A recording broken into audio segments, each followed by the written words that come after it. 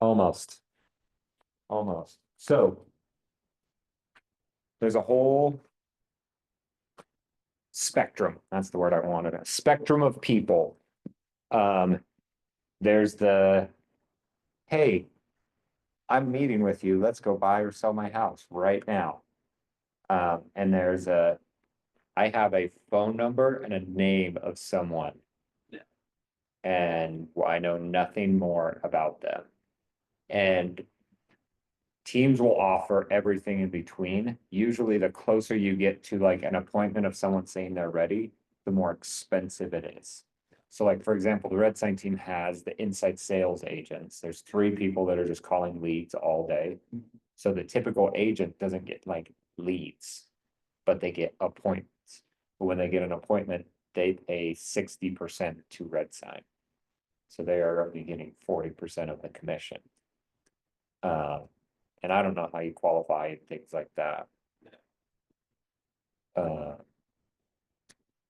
But. So you end up making way less. And then most of the other teams that are offering some sort of leads, it's more of like a 50-50 type idea. So it sounds great. But at the same time, if you took half of your commission, like let's say these people, are they still looking for like 800,000? So 800,000 times 3%, why is the math not 24 grand?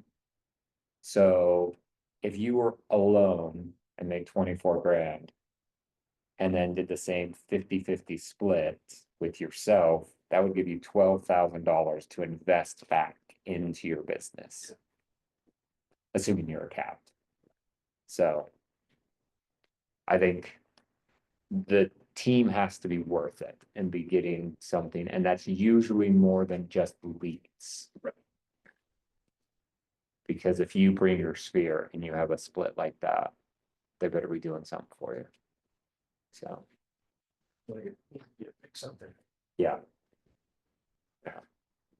Well, if there's a big enough split, or big enough incentive. So like, hey, we have events 3 times a year. yeah. And to me, it's if, Like, what made you join Red Sox team? they hired me and paid me a salary. So that was it, but, the selling point on why I think everyone should do it is. It should either double your business or you should do the same in half the amount of time. Or some sort of hybrid for that. And if it's not doing that, then I think they're not doing their job. It doesn't make sense. Because at a 50-50 split to make the same amount of money, you need to double your business. Exactly. Or do the same amount of business in half the time. So to get the same dollar per hour. I can see it if you're done with business. Yeah. That makes some sense. So the other thing is not all tasks are created equal. You know, if you're like, I hate with every fiber of my being writing an emails newsletter. And I will never do that, but every time that I ever have, I've gotten business from it. Then that is something that like a team just takes over. So. All right. Let's jump into this. Welcome to the new year. All right.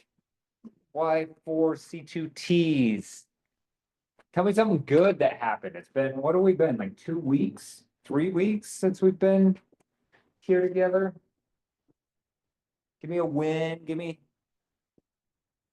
something. What you guys got?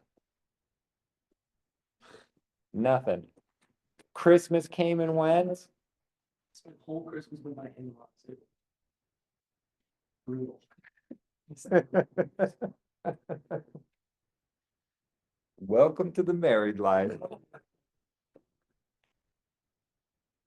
Oh, Lord. That the seller and the buyer, it's kind of like a.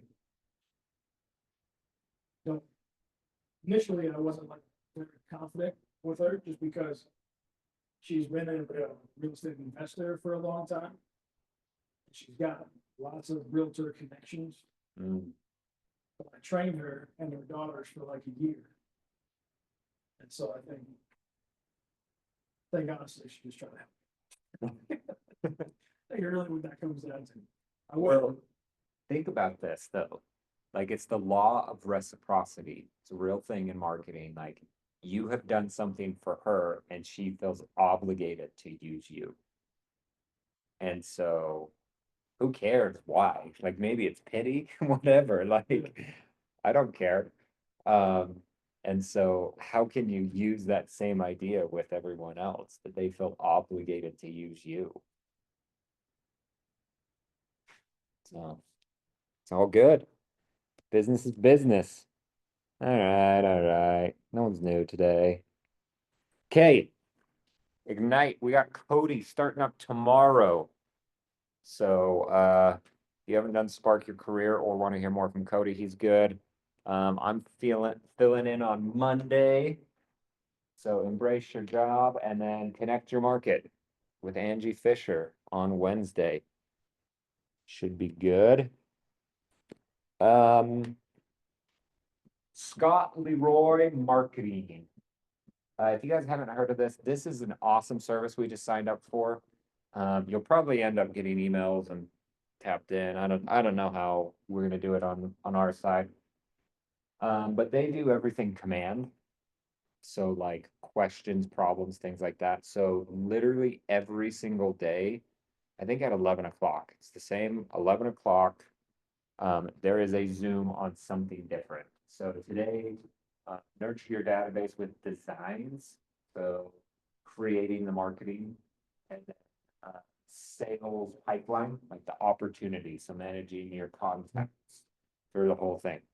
So Rich will always send these out on WhatsApp if you ever want to join in one of these. Should be great to go. And then if you're like, I can't because this is at 11, but I can't be there, they have like, they'll record all of these so you can see any one of them anytime. Now, if you do get on, I'm told you can ask questions and things like that. So a lot better way to go about learning. So if you have any command questions, there will be answers. On the 7th for team meeting. Wow, that's so far away to be Tuesday. But I guess we're only the 2nd, so. We are gonna be talking about the ALCs. You guys even know what that is? So it is called the Agent Leadership Council. So the way that Keller Williams is set up is each brokerage and even the whole company is ran by basically a board of directors that we call the ALC, Agent Leadership Council. So each of these people is in charge of some aspect that we do here at the brokerage. And they make decisions and it's like a vote, like it's very formal. So they are gonna give their own little intro. Each of the ALC chairs is in charge of something like charity, for example, like the Red Day that we do, where we do charity for a day, the Christmas stuff that we just did, all of that. So someone's in charge of that. Someone's in charge of growth.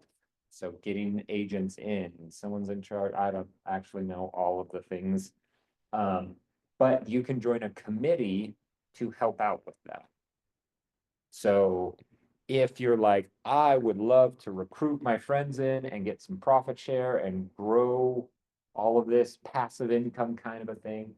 I know Susie is in charge of growth and you could join her committee and then. didn't she just, oh, Yes. Officially, she doesn't work for KW Westfield, but she's still doing all things growth because she loves it. And so, or if you're like, I want to do more charity, I want to do whatever all these are.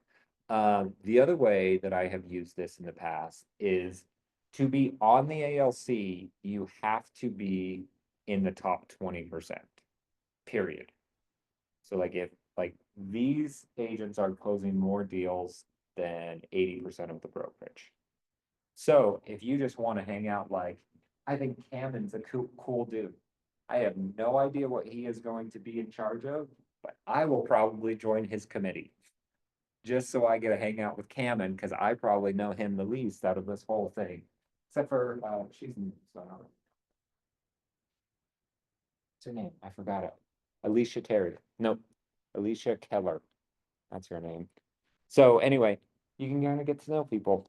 But so I'd say join one of the committees. Usually they meet once a month for like 15, 30 minutes kind of a thing and talk about it. Last year I was on the education committee. And it was literally like we would meet up at couches upstairs. And Angie Fisher was in charge of it. And she'd be like, what trainings do you like? What trainings do you don't like? What should we do? And I got to throw out my opinions. And I could have said, like, I would have loved a class on running Facebook ads. And then we would have figured out how to run a class on Facebook ads. So you get to actually make a difference, make a change. So it's cool. You should join communities. Okay, upcoming things. Is it too early to talk about taxes? Too early to talk about taxes. I know that is one of the more requested things is taxes. I don't have anyone special, so it's just gonna be me. Maybe I'll bring in an accountant as we get further along, but I want to talk about taxes. Maybe we'll do some entity setup too. So like how to design yourself to save on taxes. Then the next Thursday, the 19th, is our investment seminar. How are the invites going? Bad. Really started. I didn't. Bad. But no like official Okay. invites. And that being said, I did talk to a lender Oh, good. who wants to sponsor. Did you get anybody? Nope, I haven't talked to, I was gonna talk to him today. So. I'll keep you posted. Start making those calls, send out those invites. I'll send out another email, about this, as well, so you get that in your inbox. And then on the 23rd, let's talk AI. So your homework from now until the 23rd is to figure out some way to use AI to make your job easier. Good. ChatGPT's. Yep. Because I don't want to be the only one teaching this. I want it to be like a discussion about AI and how to best utilize AI in our lives. Not just real estate, but in all of life. So like, one of the examples, teaser, I have my weekly meeting with my health coach, ChatGPT, Amy, and I upload all of my data to ChatGPT and say, how do I do better in these things? And then make some sort of goal for the next week. So should be good. Okay, script challenge. Because there's only 3 of you, we're gonna do it as a group. What do you say when someone says to you, what do you think the real estate market's gonna do this year? True question. Why? This could be a real question. Someone could ask this. We don't know. We're not fortune tellers, so I. People think we're experts. Yeah. So how do you be the expert without being a fortune teller? It's kind of the needle of the thread. So what do you say? You have to plan for a strategy. What I was told to say is that the smart investor is the person who invests early, it's not the person who waits. Yes. You kind of go through that analogy of, what's the best time to invest? It's 10 years. You want to hear a crazy stat that I heard? Yeah. 4 times in the last 100 years has the stock market gone up by more than 20% 2 years in a row. And that happened in 23 and then in 24. So they're already saying, well, that's not going to happen for 2025. They're going to say it's 10%, which is very average for the stock market. But if you would have guessed the beginning of 2022 or 2023 that like those 2 years would literally be 23% and then 24%. I think they matched the years. Who would have guessed that? Like, you don't guess that. But do you know the worst, that December was one of the worst months for the stock market? So if you're like, look at how great it's doing, well, December just crashed, when typically December rises for some reason. Who would have known? So is it better to time the market or just be in the market? I don't know how you use any of that, but I just thought it was interesting and I read it this morning. So, okay, I like where you're going. Yeah. Get in early. Yeah. What else? What else could you say?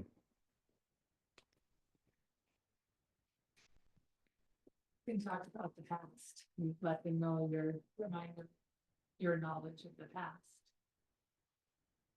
Well, if the past is anything like the future, it's gonna be an average of 5% increase a year.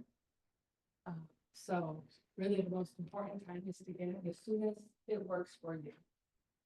Yep. Isn't normally this happen with like interest rates? We're really mostly concerned about like interest rates and what they're paying on the mortgage. I would argue yes. Because usually I hear the question is wait, so that way the rates get better. But then, like you said, the mortgage is like 5% a year. So you might like lose money by waiting versus get it saving money on the price of the home. Then if the rates get better in the future, you can fund it. So it's like, I guess the question is, how good are you at strategy? You come up with a strategy on the spot, you do it. So let's see, the average house price is a little over 500,000. If we do go up 5%, what's that? Is that 25 grand? What's 5% of like $25,000? So the average house is going to increase $25,000 this year. Just historic average, right? If the past is indicative of the future, $25,000. Do you have a better way to make that much money by living? It's a hard argument. Wait. And then they may follow up, what do you think about these high interest rates? Well, last year, they didn't go down much, they were pretty steady at 6 or 7, they went down for just like a month or a couple of weeks or something. Yep. So, and then turn them back too, so really the best time to get in and as soon as you can, that works for your timeline. Yep. Oh, that's kind of what I think that's always the end. Do you know what the experts are saying right now? I always like to look at look towards the experts, because then I have someone to blame when they're wrong. Remember, when was it, 2 years ago, a year ago, that they were like, oh, 100% chance we're gonna have a recession. And then we didn't. I don't know. It seemed like real estate was harder. So maybe in real estate, it was a little bit of a recession, but across the board, it wasn't. So the experts that used their model that said 100% that we were gonna have a recession didn't happen.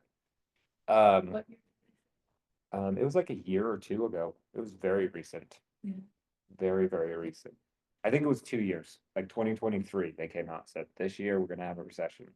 2024, they're like, that's like a 50-50. So all of the experts say interest rates are going to stay the same. They project that we end the year at 6.4%. I drove past the billboard today that said 6.6%. So that sounds the same to me, 6.5%-ish. So interest rates, they might, I mean, they go up and down constantly, but it seems like they're staying kind of level. Home prices, they're thinking just kind of average, 2, 3, 4, 5%, kind of an idea. But they are on their way up and not on their way down. So getting in now, you can lock your price in so it doesn't go up, and when it does go up, you collect that equity. And if we're wrong about the interest rates, you get a refinance with the new interest rate. We could also be wrong and interest rates could go up. Right? Everyone's saying that Trump's plan with tariffs is going to be bad for inflation.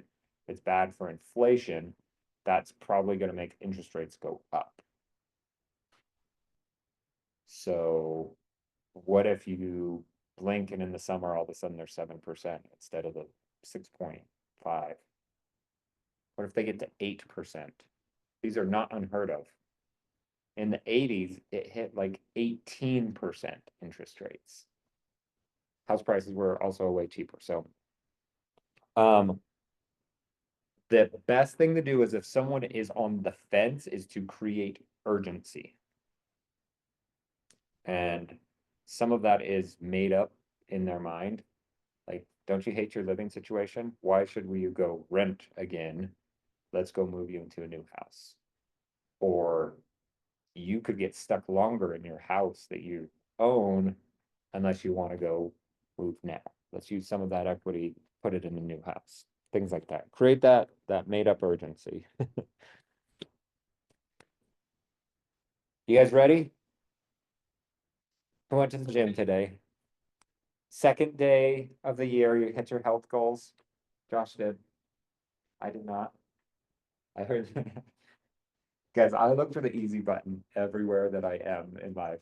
And I saw this this reel on Instagram that says it's actually really good for your body to like bounce around. Just so you get loose, you just kind of like bounce like this. And they say, do it for a minute and you lose a whole bunch of weight. Well, I don't believe that, but I think that's probably good for you to like bounce around like that. So I was like, I'm bouncing around this morning. Let's see what it's like. Yeah. And it was great. I bounced around for a minute and it woke me up. If nothing else, it helped me get moving for the morning. So who knows if it will help me lose weight. Probably not. Josh is skeptical over here. But It could be made that it wake you up more, so you move more during the day sooner, yep, or burning more calories, so you move more. Not necessarily. I don't think a minute of bouncing is going to do anything for me, but it did wake me up. So I'm like, okay, I'm just gonna bounce as soon as I wake up. Cause I go all the way to the basement and it's so cold, and I just want to like curl up in a blanket and do nothing. I can basically do sit-ups, crunches in a blanket, and that's about it. So let's talk about hitting your goals. We're gonna do some writing today. You guys all have pens?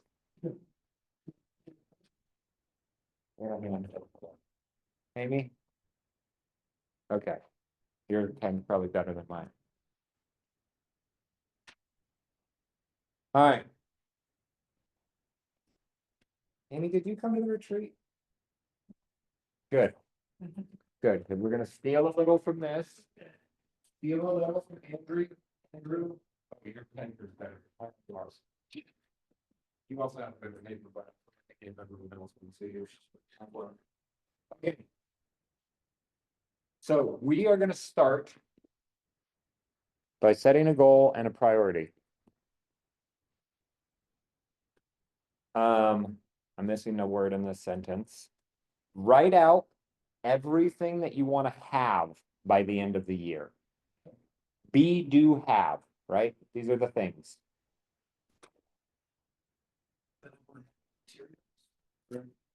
Could be the amount of money, could be something that you want to do, could be something you want to become. I don't care. We're stealing this from Andrew Huberman. Everything, open Amy, you got to write on paper. That's the rule. Maybe he's asking me a question. We have to. She texted me and I didn't see what it said. Okay. Maybe it's since there's Kylie. Yeah, stupid Kylie. Okay, everything that you wanna be, do, have. You wanna make that $100,000 this year? Want a nicer pen?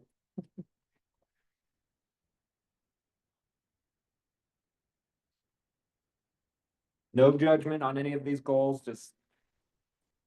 Right.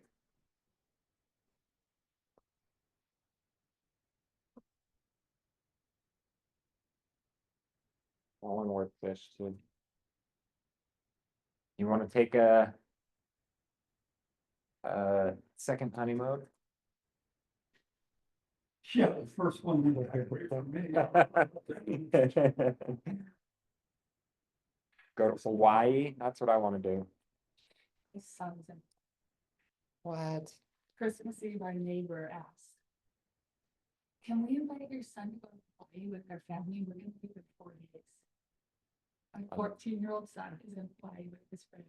Yes, please. Do you want to get a cool new car? It's number 2 on the list. It's what we want to do, become. Or have? Be, do, have. Anything that you want. Could be very real estate related. Could be like, I'm gonna sell 8 houses. I would love to know, what do you see? I mean, number of houses, that's a hard one, right? We've only been in this for a few Yes. months. It's hard to know, like, 6 houses, 10 houses, 12 houses, like. I'm So idea. real estate is done on a 90-day cycle. So if you look at the people that you know and you're like, I don't know anyone looking to buy or sell a house right now, you're probably 90 days away. If you do work. If you have a handful of people, think how many of those likely will close. Which is maybe a quarter to a half of the people that say, I want to buy a house or sell a house. And then you can kind of judge like what the work was to get those people and if it was 3 or 4 times as hard to get the next people, how many times could I do that? Is that generic enough for you? Wow, My goal is 24. I've heard somewhere that you're supposed to set your goal so far above what you actually set it to, like, so that you can like achieve the smaller goal anyway. You might not hit the 24 goal, but you might hit like 13 or something. yeah, maybe Ken can look that, so I So should we'll look look at at it. it. I have a picture about this. I mean, Might be our next slide. Okay, keep writing. What do you want to be, do, have? What do you have, John? I just want, I think the reason why I'm like, the doctor's appointment at 9:30. Oh, and it went- good. Good. So John's gonna run a marathon this year. What? Okay, And I just kind of jotted down as it came up to it. 200K a year. okay, That's what I want. I do want a new car, although my truck, hopefully I can pull out my truck. Get a new car. This has been on the bucket list. I'm on a semester and a half finishing my bachelor's. oh, yeah, And I had to stop and have surgery because I had really bad short-term memory loss. mm. I took a year and a half to get over that. So when I finished my bachelor's, I played in a working band. And up to weigh 220 and Love it. Love it. Okay, hopefully those jogs some memory. Some thoughts for you guys on some things that you want. Or maybe you already have this, but what we are gonna do now, we're gonna take that list, we're gonna cross things off. So, start if you think this is way too easy. Like this is like it's just gonna happen. That's not gonna be a focus because it's just gonna happen. If you're like, there is no way that a human could do this. Like if I said I wanted to weigh 140, like that is not gonna happen. The other day, that's how much Hunter weighs. Told me Believe that. he weighs that. My little scale tells me I have 145 pounds of muscle. I was like, Hunter, you're my muscle. Or you got to cross it off if it sounds like it's something that's in your comfort zone. So something that you feel like you would be comfortable if you achieved it. So like I could probably go run a 5K, not well right now, but a half marathon would be outside of my comfort zone.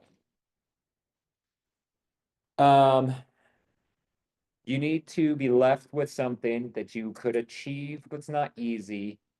Could be safe, but not comfortable. You have to choose one thing. What's your one thing that you're left with? It's not a real estate thing. That's okay.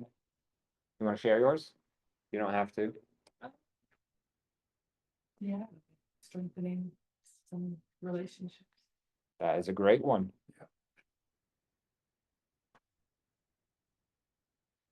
What about you guys?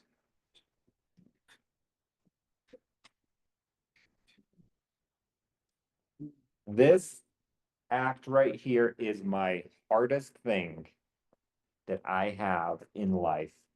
I live a very privileged life, I guess. It's figuring out one thing that I want to achieve and not all the things that I'm going to achieve. Because I have big dreams, big thoughts, big goals in all areas of life and multiple things, and no one can tell me that I can't do it.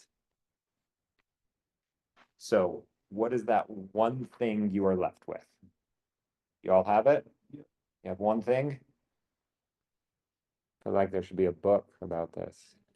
You know, it's funny, because like, so I have two, but then, you know, one of them one of the two can cross up because. It's study, so I'm not. One thing.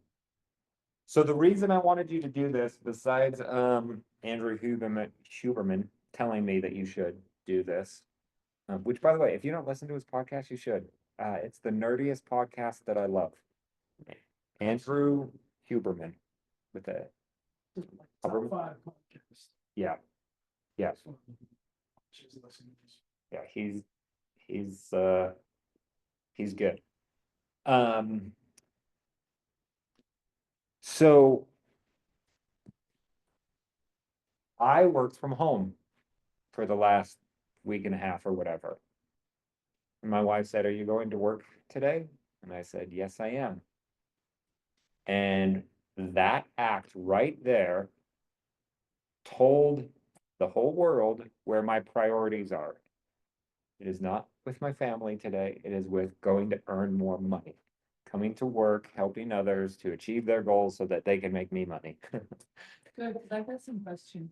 Good, for listening. good. That's why I'm here. I had a listing appointment yesterday.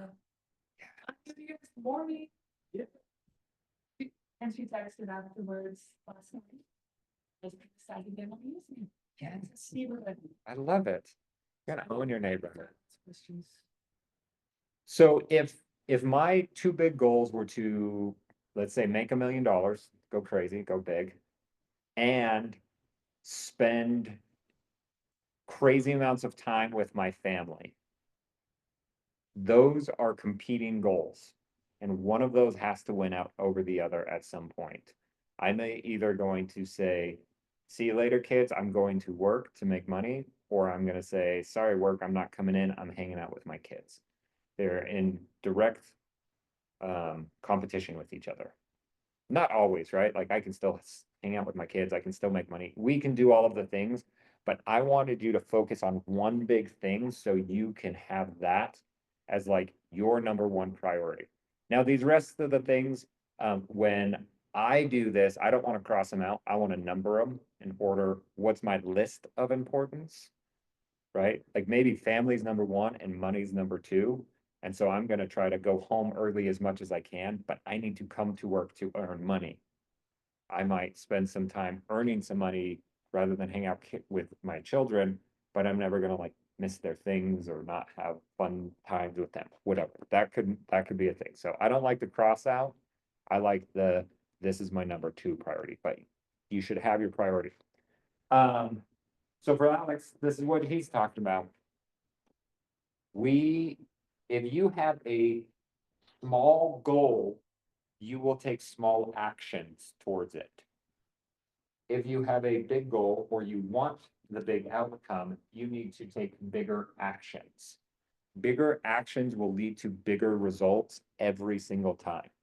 It might not lead to your exact end point that you were looking for, but it's the whole like shoot for the moon and hit the stars, or whatever that saying is. Think big, act big, and then you might not hit your goal, but it's gonna be bigger than if you were to take the actions towards a small outcome, right? If you wanna close 2 transactions a month, like, back that into it. Like, how many people are you going to need to talk to every single month to find enough people to probably go on 4 appointments to get 2 closings? So that's 4 appointments every month. That's 1 a week. That's an outsized amount of people that you have to talk to. If you're like, I want to close 1 a month, then you're like, okay, I need 2 appointments. That's every other week. All of a sudden you're thinking smaller, and so you're not going to do the things that it takes. So next, we're going to define the verbs. So look at your goal and think, what are the actions that you need to take to do this? And they must be action words. Plan does not count as an action word.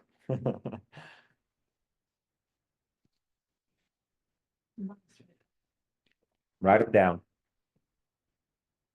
Right? So if your goal was to lose 10 pounds, your action words are going to be exercise, eat better, hire Josh.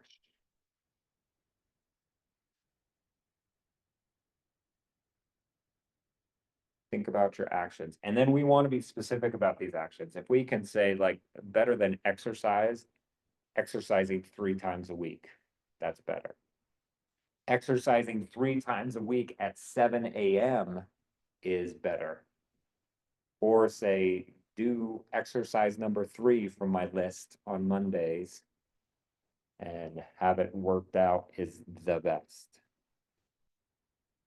But that's where some of your planning can go into.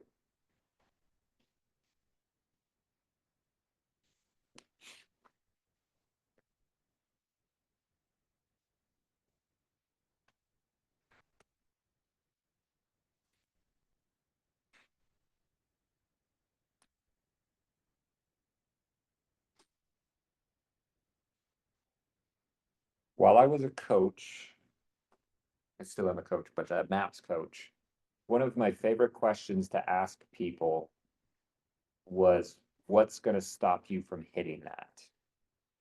It's very easy to set some goals. But what's going to stop you? And then we can work backwards from there, right? So for example, it's hard to get in shape if you don't go to the gym. Well, it's hard to go to the gym if you don't wake up on time. Well, it's hard to wake up on time if you don't go to bed at a good time. Hard to go to bed at a good time if you so on, so on, so on. And when that breaks down, you realize that's the thing that I need to focus on. And I need to put an outsized effort into that thing. So maybe it's, if I wanted to go to the gym, all I need to do is make sure I go to sleep, like lights off, no talking, 10 o'clock. And then I can wake up in time to go to the gym, and everything else becomes easier or unnecessary. So as you look at your goal, what is going to stop you? What's gonna stop me would be not being consistent with my action. In other words, if I'm saying dedicate this amount of time, and this amount of activities. Okay.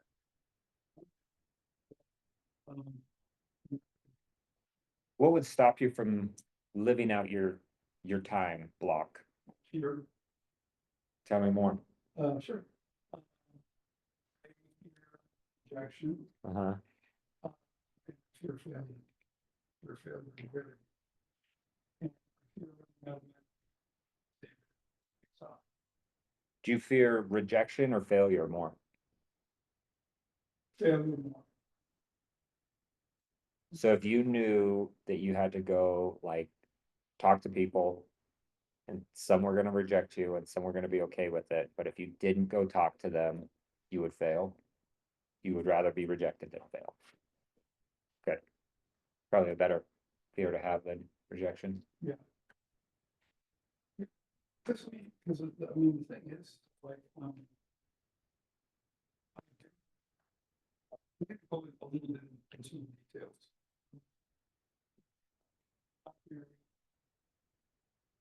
my ex, God bless her, she was a really bad person. Really. And when we moved to, what was at that time? She started the gift basket business. And, she had a little storefront and everything. But she didn't prospect. She would not prospect. And I was looking at it as like, oh my God, this is gonna be for money. You know, let's, she starts selling product. And so to the, I went to the Chamber of Commerce meetings, and I'm like, you know what? These people, like doing this, but if I don't do it, this, we're gonna end up bankrupt. We eventually did. So, I don't think anybody, but we had those Chamber of Commerce meetings, and I left it. And I introduced myself. I said, hi, my name is John Boetti. My wife, has a gift basket store. If you need any gift baskets, I had the whole spiel. I had it like, and I talked to them, and we just instinctively hand out a business card. Because people instinctively take it, and scared to death, but do that, and at least, give this whole thing fighting chance. Yeah, You see, you're already.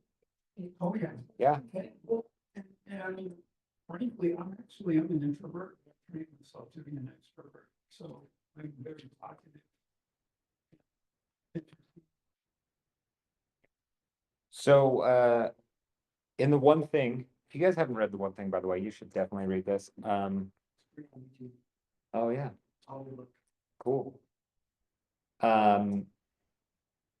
It talks about like a few of the things that you can do. One of them they call build a bunker, right? If your thing backs you into, I need to do lead generation. That's a very easy one to like, you build your bunker.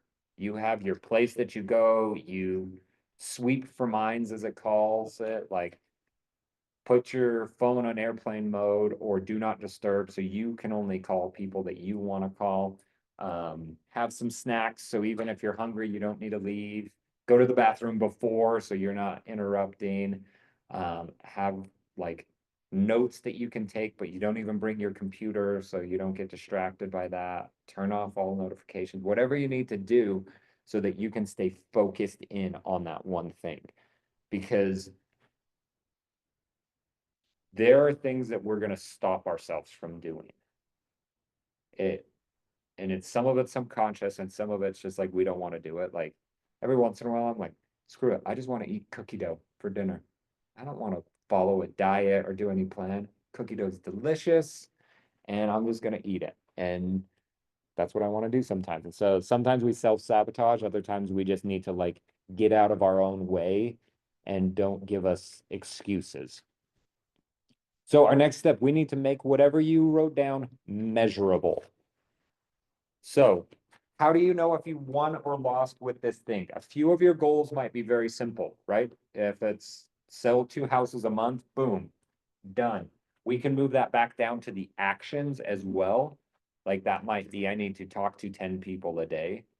And that might be the easy thing that you do. If it is not easy to measure with a number like that, you should do how long it takes you. So, like have better relationships is hard, but if you say, I'm gonna do one-on-one day with each of my kids once a week, like that is very measurable. You can say yes, you can say no, very, very quickly, very easily. Then, how long will it take?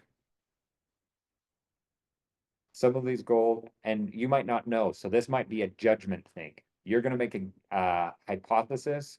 It's going to take me this long to be able to achieve this goal, and then you're gonna test, are you right or you wrong? And so you're gonna calendar that out and live that, and then you will know, I did it and it took me this long, or I did not do it, I need more time. Or I actually more than achieved my goal, I don't even need as much time as I thought I did. They say to write it out in complete sentences, I don't know why. Seems interesting, I think for decision's sake. probably, probably. Yeah, so like if you said, I wanna be better at scripts. Well, that's hard to quantify, but if you practice scripts 1 hour every single day, you would probably be better than anyone at the brokerage. If you practiced for 30 minutes a day, could you be better than anyone else? Maybe. How about 15? I don't know if that's enough time. Yeah. So write it out. How do you measure this? So real estate's a mental game. We're gonna do this real quick. So, this is a very interesting way to think about things. So look at your actions that you need to be doing to accomplish your goal. And then what you will do each day. So you ask yourself, like, let's say you decide you need to make 10 phone calls a day. You think, do I want to make 10 phone calls today? And if the answer is yes, then you visualize the success. So like a positive future. Like what happens if you make 10 phone calls? Well, you're probably going to get business. And then if you get business, you're probably going to get an income that then you can use to do all of the things that you want. And it just compounds into all of these good things. You're going to buy a rental property. Now all of a sudden you have this passive income. And then you don't need to make 10 phone calls anymore because you have money coming in. And so you just go down this like rabbit hole of all of the good that could happen. And you're gonna just pump yourself up with the positive. Now, if you look up and think, I do not want to do the thing that I need to do, then we're gonna go negative with it. So like phone calls, it's some same thing. I need to make 10 phone calls a day. If you're like, I don't want to do that today, then I want you to take 1 to 2 minutes to walk down the path of what happens if you don't make 10 phone calls. Well, if I don't make those phone calls, then I'm not going to get any business. If I don't have any business, I'm going to start stressing more about my bills. I'm going to not be able to make real estate work. I'm going to have to go get a quote unquote real job and blah, blah, blah, blah, blah, and walk down that negative path. Others are going to judge me because I just called all of my friends and told them I got into real estate and now I'm right back out of real estate. Like whatever those negative things are, tell yourself all of those things that are going to happen and use that negative energy to pump you up to make the calls. And then it's get into action, right? The hardest call is the first call. But as soon as you're doing that, it's easier. It's like when I tell my kids to go clean their playroom and it's like a disaster. And all of a sudden, and they're like, I don't even know where to start. And I make like 4 piles and say, you do a pile, you do a pile, you do. And they start doing it. And all of a sudden they're like, oh, that was so easy. We just got going and we cleaned it all. I'm like, oh, it's so weird when you just start that things happen. So you got to have that same mentality. So take 1 to 2 minutes every day, tell yourself, do I want to do this thing? If yes, visualize the positive. If no, visualize the negative and let either one of those fuel you to go and do. And then it's just get started on it. By the way, they talk about the like your circadian rhythms, right? Where you have the highest level of focus to do things. They say it's 30 minutes after waking up, 3 hours after waking up, and 11 hours after waking up. Now, these are generic, yours might be a little bit different. So how I would use something like this is like if you woke up at 6:30, 7 o'clock could be your plan calendar, set yourself up for success, right? If you need to make 10 phone calls, you probably can't make those at 7 a.m. That might be awkward, but you could write out 10 people that you were going to call and maybe even do your little research if you wanted to. You're gonna time block that into your day with everything else you're gonna do. So you're gonna set yourself up for success right then when you have some energy. Then at 9:30, I would take that action. This is when you are doing the verbs, right? It's okay to call people at 9:30. It's okay to do almost anything at 9:30, except for drink. Hopefully that's not your goal. And then 11 hours after waking up, that will be 5:30. And so I would just try to move the needle more on that goal. There's a book, I've never read it, The Power of One More. You guys heard this? I think it's Alex Hormozy that wrote it. Like imagine how much better you would be at something if you just always did one more rather than stop. You know, like if you're shooting baskets to get better, imagine that you just, when you're like done, you just shot one more. Or guys always talked about this door knocking, like selling Vivint or whatever. What if you just knocked one more door or talked to one more person? So you can, you're like, I'm done for the night. And you're like, you know what? I'm just going to talk to one more person. You just knock till you talk one more. That would be my 5:30. You know, you're probably driving home. Maybe you're done with the showing. Can you move the needle at all a little bit further with your goal?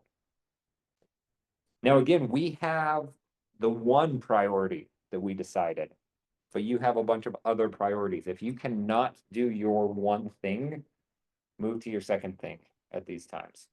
And this is not an excuse for when it's like 11:30 in the hour or right before lunch, right after lunch, that you're like, well, it's not my peak time. I'm out.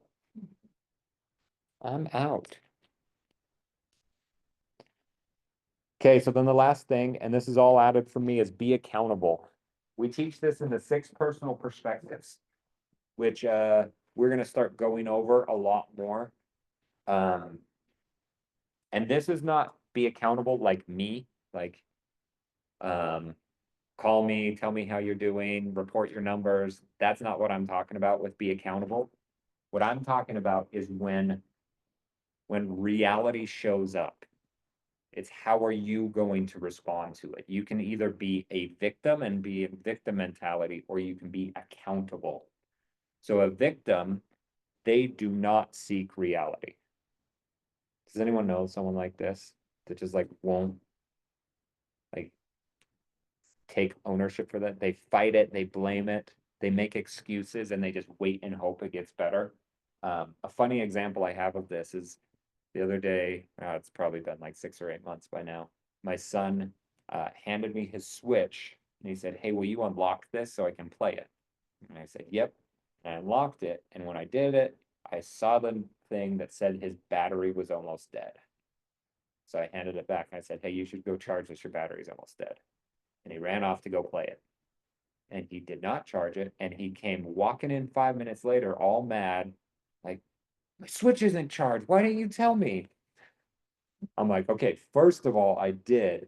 But second of all, like, you need to be accountable. He was being a victim. He was fighting everything about it. He was blaming everyone else. Well, he didn't know. Well, he did know, but he didn't remember ever. I set up a charging station. It was literally like 5 cords just sticking out of the wall where I put all of the switches when we put them away. And I'm like, all you have to do is plug it in there and it will always be charged. So he was blaming, he was fighting how it was. There was all of these excuses, and that's how he was showing up. And so I had to literally stop him. Like, you are showing up like a victim, which is not going to help you in the long run. So then I talked to him about what would the opposite of that be being accountable. So seeking reality. He could have charged it. He could have looked at the battery on the Switch that he was holding to do that. He could have owned it. Oh, you know what? I should have charged my own Switch. He should have found solutions. The chargers are right next to the couch. He could have sat on the couch and played the Switch.